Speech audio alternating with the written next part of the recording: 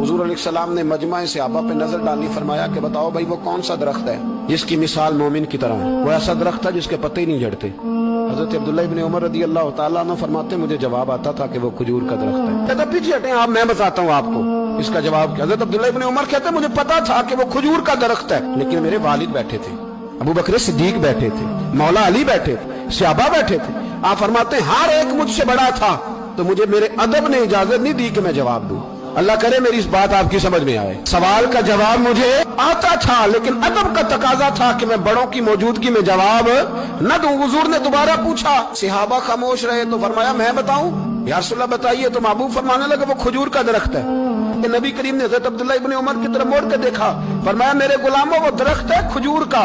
अब्दुल्ला को जवाब आता था, इसे पता था कि वो खजूर का दरख्त है, लेकिन तुम्हारे अदब की वजह से ये खामोश रहा। मेरे रसूल करीम अलैहिस्सलाम के गुलाम जिनके इल्म पर मेरे नबी को इतना एतमाद है कि हुजूर ने फरमाया मैं इल्म का शहर हूँ और अली उसका दरवाजा है। और जनाब उमर फारूक जैसे लोग कहा करते थे कि अगर अली हमारे दरमियान मौजूद ना होते तो हम तो हलाक हो जाते। इनके मशवरे, इनकी बातें हमें महफूज रखती हैं। हजरत अली फरमाते मैंने नबी पाक से एक सवाल पूछना था। ऐसा तो नहीं ना कि उन्हें बातें नहीं आती थी, उनके तो इल्म का ये हाल है कि हुजूर ने फरमाया मैं अगर शहर हूं तो अली उसका दरवाजा है। तो फरमाते हैं कि मैंने नबी पाक से सवाल पूछना था। सवाल 14 दिन मैंने इंतजार किया।